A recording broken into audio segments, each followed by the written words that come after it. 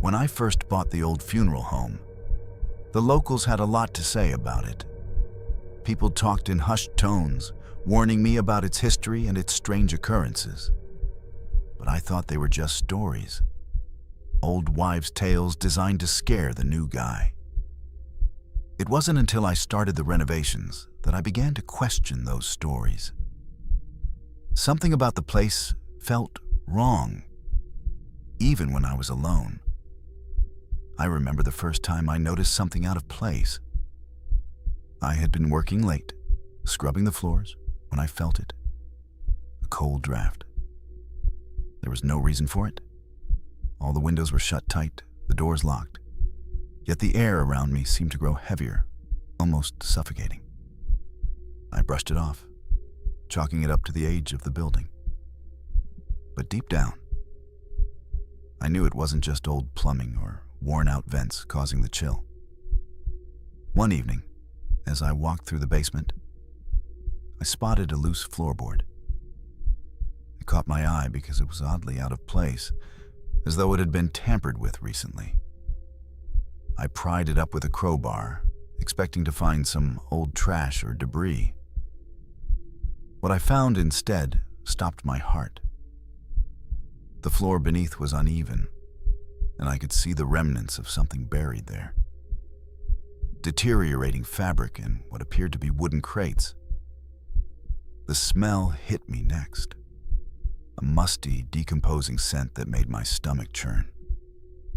I couldn't help myself. I had to know what was under the floor. After a moment's hesitation, I grabbed a shovel and started digging. What I uncovered shocked me. Buried under layers of dust and dirt were the remains of a family. Clothes, personal items, and old photographs mixed with bones. I stood frozen, my heart pounding in my chest. It didn't make sense. This wasn't just a forgotten storage space. It was a grave, a burial ground that someone had gone to great lengths to conceal. I couldn't understand why they were buried here, in a place like this. I stood there holding one of the photographs in my hand, staring at a family that looked eerily familiar. Their faces, though faded and yellowed with age, seemed to carry a look of quiet desperation, as if they knew something I didn't. I didn't want to believe it at first, but the whispers from the townspeople echoed in my mind. They had warned me about this place, cursed, but I had dismissed it. I thought it was just superstition. But now, as I looked at the family's remains, it felt like a warning. It wasn't just a rumor. This place was tied to something far darker than I had ever imagined. I took the photograph and the other items upstairs, hoping to get some answers. I started asking around, but no one would talk to me about it directly. They all just shook their heads and changed the subject. It was clear they knew more than they were letting on. I decided to dig deeper, literally and figuratively. I spent the next few days researching the funeral home's history, looking into old records and newspaper clippings. There wasn't much to go on, just vague mentions of past owners and rumors of strange happenings. But then I found something. A fire. A tragic accident that had claimed the lives of a family in the late 1940s. The names matched the ones in the photograph I'd found buried in the basement. The fire had destroyed most of the building, leaving only the basement intact. That's when it hit me. The family hadn't died in the fire. They had been buried there long before the blaze. Why? Why would anyone hide a family's remains like that? And who would go to such lengths to cover it up? I couldn't shake the feeling that the house was hiding more than just a dark past. I spent hours going through the old files in the back office, desperate to uncover more. As I flipped through the pages, one entry caught my eye. An obituary from 1952. It wasn't for anyone I recognized, but the name stood out. Henry and Margaret Hayes, the same surname as the family in the photo. I read the obituary closely. Henry and Margaret Hayes had owned the funeral home before me, but their deaths were shrouded in mystery. The article mentioned that their bodies had never been found after the fire. No one knew what had happened to them. The more I thought about it, the more unsettling it became. If their bodies were never recovered, then who buried that family in the basement? Something wasn't right. The building seemed to have a presence of its own, like it was watching me. The air would grow cold at odd hours, and I'd hear faint whispers when no one else was around. I tried to ignore it, chalking it up to nerves. But there were too many odd things piling up. Too many unanswered questions. Late one night, when the place was completely silent, I decided to go back down to the basement. Maybe I'd missed something. As I made my way down the stairs, I couldn't shake the feeling that I was being followed. I turned around quickly, but no one was there. Still, the hairs on the back of my neck stood up, and my heart pounded in my chest. The moment I reached the bottom, I noticed something strange. The loose floorboard, the one I had pried up days ago, was back in place. No one else had been in the basement. I hadn't touched it since I'd uncovered the remains. My breath caught in my throat as I knelt down to inspect it. It looked normal, like nothing had ever been disturbed. But I knew what I had seen. I grabbed the crowbar again, my hands trembling. I pried the board up, expecting to find more dirt or debris. Instead, I found something else. Something much worse. A new set of bones, half buried under the wood. These weren't the same as the ones I had uncovered before. These were fresher, almost recent. I stood frozen in shock. I had to get out of there. But as I turned to leave, I heard it. A voice, faint but unmistakable. "Get out." I froze, my heart hammering in my chest. The voice wasn't in my head. It was real. I could hear it clearly, like it was coming from the walls themselves. "Get out!" The words echoed through the basement, sending a chill down my spine. I stood motionless, unsure of what to do. The air felt thick and suffocating, like it was pressing in on me from all sides. I didn't know who or what was speaking, but every fiber of my being screamed at me to leave. I backed away from the hole, my legs unsteady as I reached for the stairs. The basement door slammed shut behind me. I spun around, my pulse racing. There was no wind. The building was locked tight. I tried the door handle, but it wouldn't budge. It was as if something was holding it shut from the other side. Panic surged through me. I hammered on the door, calling for help, but no one answered. There was no one around for miles, just me, trapped in that suffocating darkness. My mind raced, trying to come up with any rational explanation, but none came. The voice spoke again, only this time it was louder. "You shouldn't have come here." I could feel my hands shaking as I pressed against the door with all my strength, but it refused to open. The air around me grew colder, almost painfully so. I turned back toward the darkness of the basement, my eyes struggling to adjust to the dim light. Then I saw something. A shadow moved, too quick to be human, but distinctly shaped like a person. My stomach turned. I knew I wasn't alone. Without thinking, I rushed toward the stairs again, the voice still ringing in my ears. I made it to the top, slamming the basement door behind me as if that would keep whatever was down there away. But the feeling didn't go away. I wasn't safe. I wasn't alone.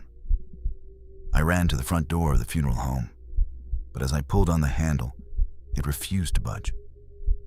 My heart pounded in my chest as I rattled the door in a panic. But it was locked. Locked from the inside. I couldn't escape. There was no way out. I turned to face the darkness of the hall. The whispering had stopped. I was alone. Or at least, that's what I thought. Then I heard it. The unmistakable sound of footsteps. Slowly at first, then quicker. Closer. Someone, or something, was walking toward me. I spun around, my breath catching in my throat. There was nothing there. But the footsteps kept getting louder. I backed up toward the window, but it was still locked, just like the door. The feeling of being watched, of being hunted, had never been more real. I couldn't take it anymore. I ran to the back of the building, desperate to escape. But when I got there, the alley behind the funeral home was blocked off. No exit. I turned back, feeling like I was losing my grip on reality. This place had turned into a prison, and I had no way out. Just as I thought things couldn't get worse, I heard the voice again. This time it wasn't a whisper. It was clear, cold, and sharp. You were never meant to find them. The room went completely silent, the air thick with dread. I felt a cold hand on my shoulder. I spun around, but no one was there. Just an empty hallway and the weight of a presence I couldn't explain. It was then that I realized the truth. The family I had uncovered in the basement hadn't just been buried. They were trapped here, just like me. The curse wasn't just a myth. It was real, and it had claimed me as its next victim. I spent the rest of that night in the building, unable to leave. Every time I tried to escape, the doors wouldn't open. The windows were sealed shut. The building felt alive, watching me, trapping me in its clutches. It wasn't until the next morning that I found the courage to leave, my mind racing with thoughts of what I had experienced. But as I stepped out into the light of day, I couldn't shake the feeling that something had followed me. Something from the basement. Something that would never let me go. If you enjoyed this story, be sure to like, share, and subscribe.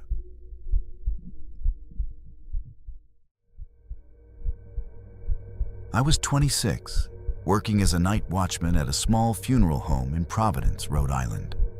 The hours were quiet and, for the most part, it was a job that required nothing more than walking the halls every few hours and making sure everything was locked up tight.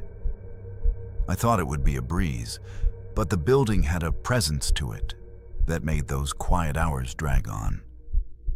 It was a cold October night when it happened. The funeral home was empty as usual, save for the occasional family member visiting their deceased loved ones. The hallway had the same stale, musty smell it always did.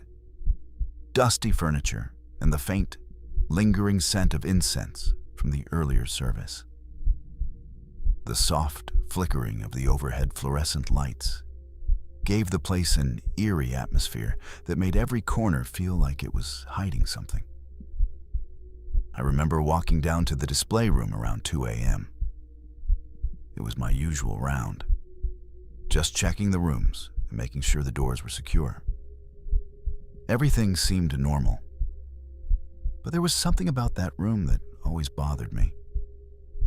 The display casket sat there almost like it was waiting, a body in repose, but so lifeless it made the air feel colder. I'd passed by it countless times, but tonight something was off. As I was about to step past the room, I heard a faint sound. It was soft at first, like a knock. I paused and turned back, thinking maybe it was a trick of the wind or something just outside. But then it came again. A series of knocks, soft but distinct, coming from inside the display casket. I froze for a moment. I thought my mind was playing tricks on me. After all, it was a quiet night, and I hadn't slept much in the last few days. I chalked it up to fatigue. Maybe the sound was just some old pipes. But the knocks persisted. The noise was coming from inside the casket. Faint, but unmistakable. I approached the door to the display room, my feet moving slower than I intended. The knocks were clearer now, more like tapping, as if someone, or something, was inside trying to get out. The air felt colder, and the hairs on the back of my neck stood up. I reached for the doorknob, hesitated, and slowly turned it as the door creaked open. I stepped inside the room, my flashlight illuminating the casket in the center. It was just a simple metal one, polished to a gleam, but something about it felt wrong. The knocking had stopped, but the air around me felt thick, almost suffocating. I didn't know what to expect, but I knew I couldn't just leave without investigating. I stood there staring at the casket, my breath shallow. The room was unnaturally quiet now, like the silence had swallowed up the world outside. It was then I noticed something strange. The lid of the casket was slightly ajar. Not much, but just enough for me to see inside. My heart raced. I hadn't touched it. No one had. And yet, there it was, a crack in the seal. I hesitated for a moment, trying to process what I was seeing. The casket lid, which had been securely closed earlier, was now barely open. It couldn't have been the wind. There was no draft in that room. No one had been there after the service ended. I swallowed hard, trying to ignore the cold sweat beginning to form on the back of my neck. I felt a sense of urgency, but also fear. Something wasn't right. I moved toward the casket cautiously, my feet barely making a sound on the old wooden floor. My hand trembled as I reached for the lid, pulling it back just enough to get a better look inside. I didn't know what I expected, but it certainly wasn't what met me. The body, which had been lying there for hours, was now in a different position. Its hand was placed differently, fingers curled. The face looked more contorted, and the eyes, those empty eyes were wide open. I stepped back in shock, the flashlight shaking in my hand. It was impossible. No one had touched that body. There was no way it could have moved. I stared at the corpse, my breath catching in my throat. The knocking, the strange shift in the body. It all clicked in my mind, and a wave of panic washed over me. What should I do? Call someone? No, I didn't want to seem like I was overreacting. I had to figure this out. My mind raced as I scanned the room, trying to make sense of the impossible. I glanced at the clock on the wall. 3 a.m. It was far too late to disturb anyone. Besides, I was alone, and I wasn't about to leave the room just to get help. My instincts told me to leave, but I couldn't. Something kept me rooted in place, my eyes fixed on the body. It was as though the room itself was drawing me in. The soft ticking of the clock seemed louder now, the silence almost deafening. I couldn't tear my gaze away. Was I imagining things? Or was the body really moving? The air around me grew heavier. My breath fogged in front of my face, and I shivered uncontrollably. I glanced down at the casket again. The body hadn't moved, but the silence in the room was oppressive. I finally broke the stillness by stepping back from the casket. The sound of my shoes shuffling on the cold floor echoed unnaturally loud. The room seemed to shrink around me, and I felt an inexplicable pressure in my chest. I couldn't just stand there. I had to do something. My mind screamed at me to leave, to run out of that room and never look back. But my body wouldn't move. I turned my back to the casket, trying to collect myself. That's when a cold, clammy hand gripped my shoulder. I froze, every muscle locked. My blood ran cold. Slowly, I turned, my eyes wide with fear, and found myself face to face with the body. It was standing. The corpse stood there, pale, lifeless eyes locked onto mine. My heart slammed against my ribs as the air thickened around us. I stumbled backward, tripping over my own feet, barely catching myself against the wall. I couldn't comprehend what was happening. It felt like a nightmare I couldn't wake from. The body was supposed to be dead. It was supposed to lie still. But here it was, standing. Its stiff limbs jerked unnaturally, like a marionette pulled by invisible strings. I barely had time to react before it lurched toward me, its movements rigid and broken. I pressed back against the wall, barely able to breathe, my pulse racing. The air in the room felt impossibly thick, as though it were alive, pressing against my skin. It grew colder the closer the body came, the temperature dropping so sharply I could see my breath in front of me. "Help me." The voice was low and hoarse, almost like a whisper from the grave, but unmistakable. It came from the body. The lifeless corpse was speaking to me. My stomach churned. I stumbled back, my legs giving out beneath me. I collapsed to the floor, too terrified to move. Then, in the darkness, I heard it, the faintest sound of scratching. It came from inside the walls, from all directions. The whispers grew louder, blending with the strange scratching in the walls. The body still stood in front of me, swaying in a way that shouldn't have been possible. Its movements loose, yet stiff, like something trying to remember how to be human.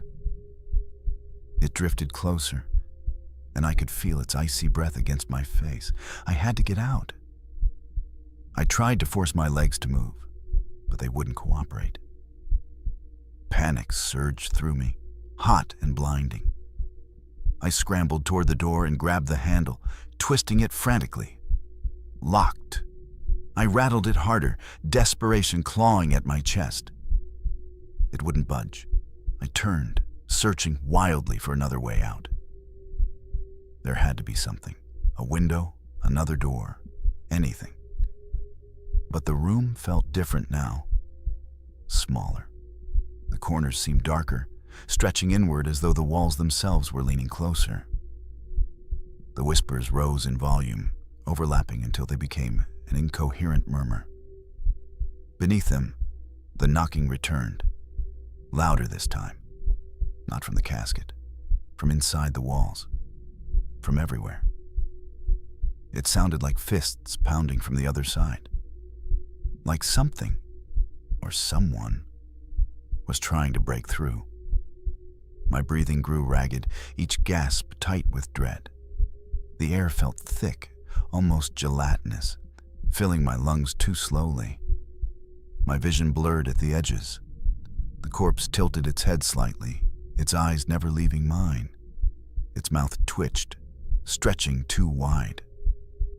"Help me," it rasped again, but this time the words seemed to echo from the walls as well, layered and distorted.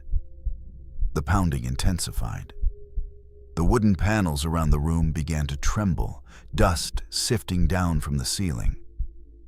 The fluorescent light above flickered violently, casting the body in stuttering flashes of white and shadow. The room felt as though it were closing in on me, shrinking, compressing, squeezing the air from my lungs. And then the scratching stopped, all at once. The silence that followed was worse than the noise.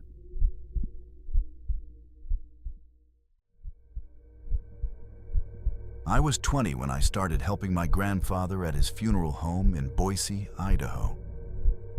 He'd been running it alone since my grandmother passed, and I figured I owed him something for always being there growing up.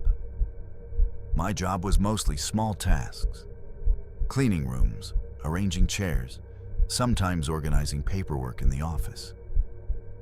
But I quickly learned that even being around the dead in a quiet place like this had its own weight. The funeral home was a 2-story, colonial-style house on the edge of the city, converted decades ago from a family estate. It smelled faintly of old wood and lavender, though underneath it there was something sterile, like rubbing alcohol, clinging to the air. My grandfather had always said the building had good bones, but at night the creaking walls felt like something breathing.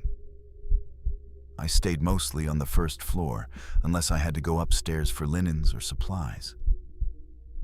One afternoon, he asked me to clean up the embalming room while he stepped out to meet a client. It was the one part of the home I never liked being in alone. It was cold, bright, and too quiet. Even the humming of the overhead light buzzed like it was watching me. As I mopped near the back wall, I noticed a seam along the baseboard that didn't match the rest. I leaned closer and saw that the seam was actually a narrow cut, like a hidden panel. The tiles along the edge had faint scuff marks, 2 signs it had been opened, though not recently.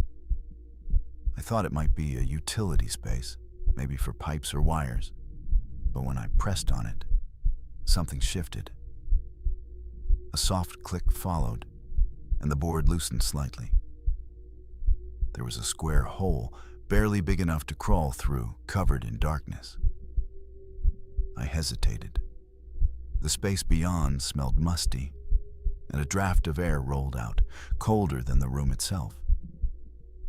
I looked around, half expecting my grandfather to return and tell me to leave it alone.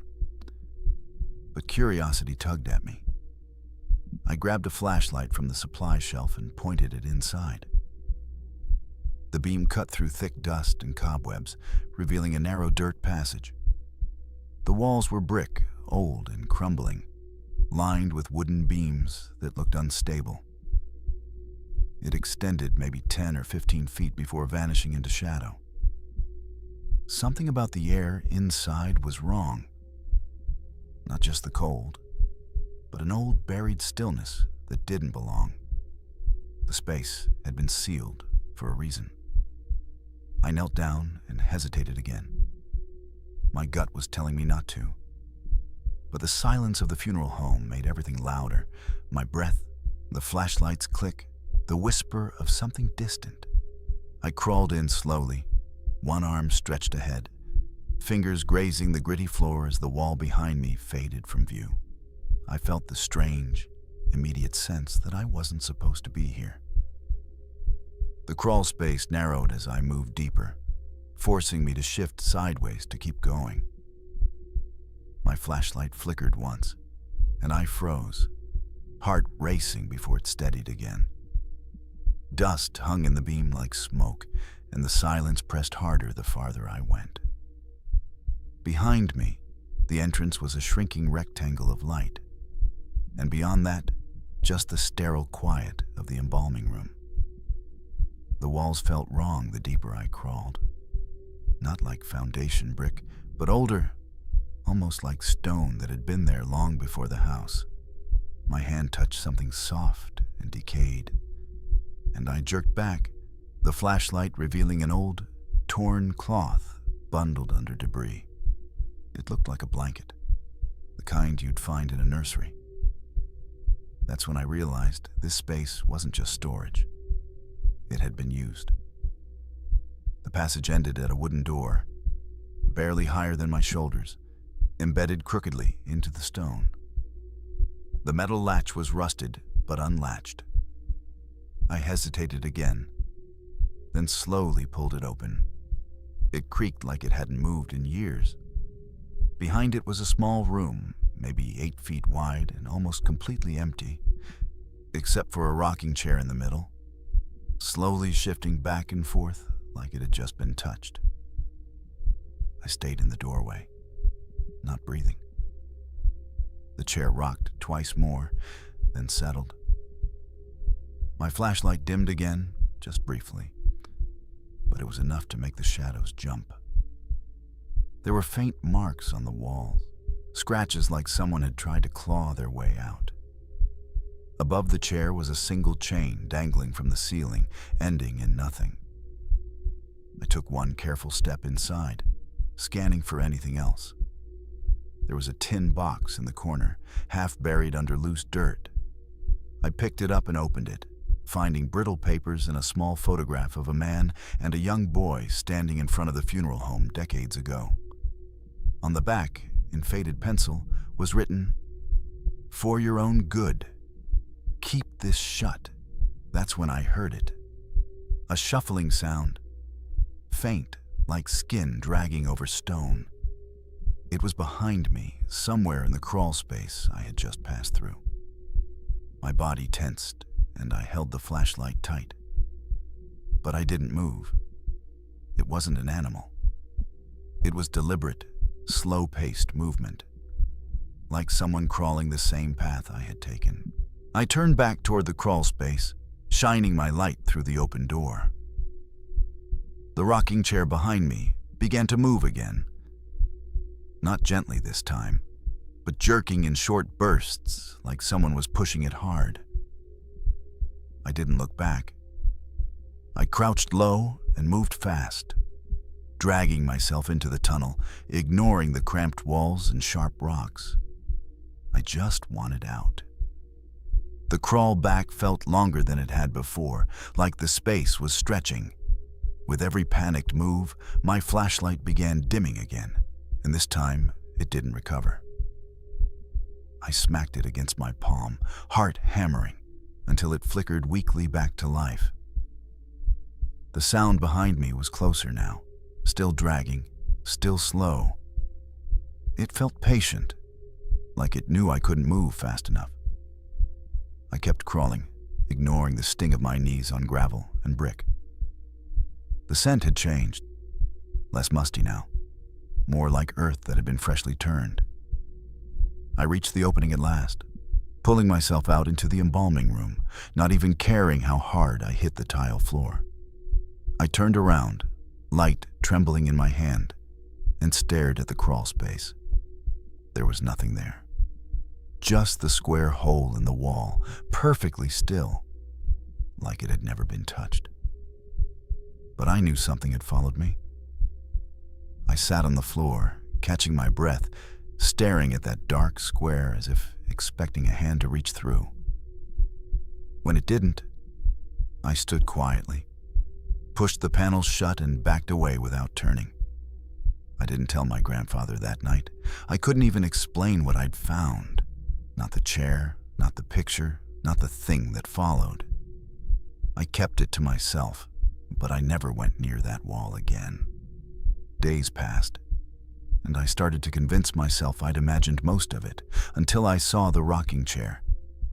It was in the garage, tucked behind some old tools and shelves of chemical supplies. Same shape, same color, the same faint carving in the armrest. 3 short lines scratched deep. My grandfather noticed me staring at it and said, "We used to keep that in the basement, but I moved it out when we stopped using the lower rooms." I didn't respond. My mouth went dry. That night, I stayed late to clean after a small service. I was the only one in the building. As I walked past the hallway outside the embalming room, I heard something creak behind the wall. Not a thud, not pipes. Just that soft, familiar creak of wood shifting under weight. The sound of a chair rocking. I stood frozen, then walked quickly out the front door, locking it behind me without even finishing up. I quit a week later. I told my grandfather I couldn't focus on school and work at the same time, which was true, but not the real reason. The crawl space never came up again. But every so often, when I drive past the funeral home, I swear I see that garage light on. And sometimes, just sometimes, something moves in the upstairs window, even though my grandfather said that part of the house is never used anymore.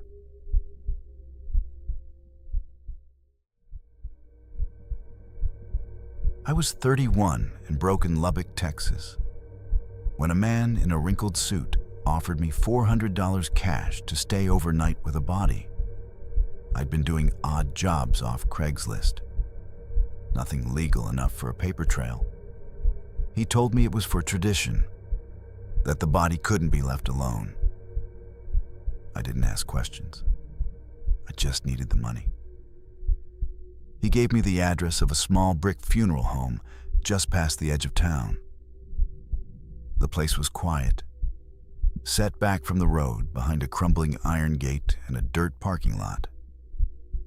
I arrived just after sundown, carrying only a phone charger and an old paperback. The man was waiting inside, standing by the embalming room. He didn't talk much. He pointed to a side room and handed me a ring of keys. "He's in there," he said. "Stay awake. Stay close. If you hear knocking, don't open anything." Then he left through the back without explaining a thing. I stood there, stunned, wondering if this was some kind of sick joke. The viewing room had one chair, one floor lamp, and a single casket sitting closed at the center. There was no smell, no chill, just an oppressive stillness that felt unnatural. I sat down and pulled out my book, but every creak in the building made me pause. The minutes crawled like hours. Around 10:30, the overhead light buzzed and dimmed slightly before stabilizing again. I looked up, then back at the casket.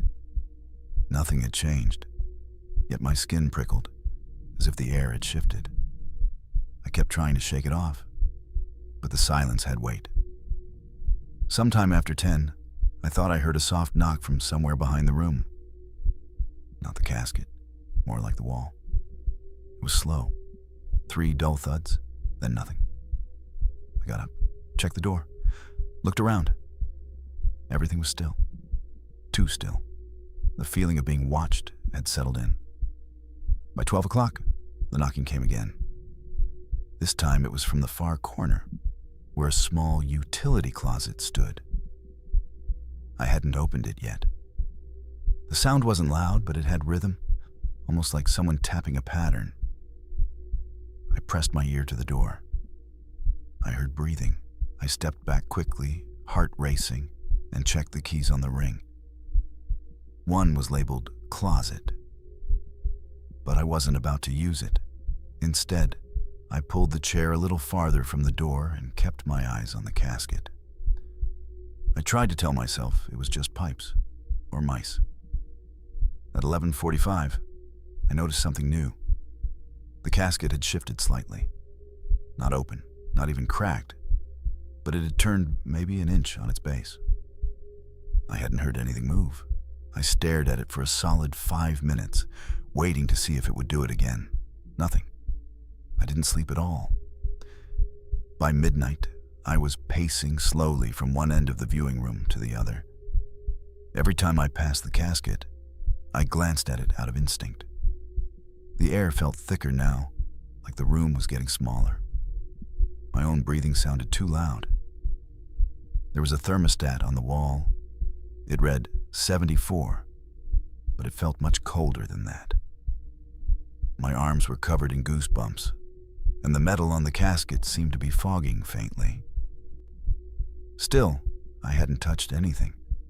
I hadn't even sat back down. At exactly 12:17, I heard something that stopped me mid-step. A soft creak came from the casket's hinges. Just one sound, then silence. I moved a few feet back, heart hammering, eyes fixed on it. But it didn't open. Nothing moved again. Still, I didn't blink. I decided I needed a break. There was a hallway that led to a small break room and restroom. I left the viewing door cracked and walked slowly toward the back. As soon as I stepped into the hallway, it felt wrong. It was warmer than before and smelled faintly like iron and dust. I flipped the light switch, but the hallway lights didn't come on. Only the red glow of an exit sign cast light over the carpet. I stood there, debating going back, when I noticed the sound of something dragging across the carpet behind me, just One long scrape. I turned fast. Nothing. The casket room door was still ajar, and the lamp was still on. No sign of anything moving or anyone there. But the dragging sound had been right behind me. I could feel it in my spine. I walked backward, eyes locked on the door. I went back into the viewing room and locked the door behind me. I didn't care what the man said. I wasn't opening anything anymore. My heart was thudding, and I knew I wasn't alone anymore. Something was different about the room. I checked the casket again, still shut, but the floor lamp beside it had dimmed even more, as if the bulb were slowly dying. The shadows in the corners stretched just a bit longer than they had an hour ago. I could feel them watching me. A few minutes later, I swear I heard breathing again. But this time it was coming from inside the room, not the closet. It was faint, but paced like someone asleep. The casket hadn't opened, but I took another step back. The space felt off-center now. I stood behind the chair, not knowing whether to sit or run. Then, slowly, the breathing stopped, but was replaced by something worse.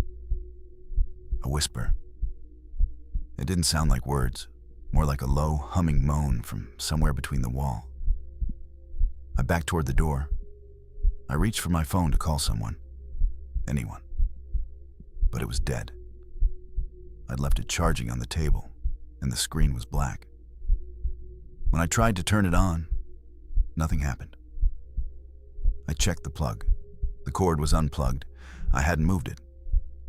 Just before 1 a.m., the casket creaked again, but this time there was a second sound, a faint tap, like fingernails gently brushing the underside of the lid. Once, then again. I froze in place. I didn't want to breathe.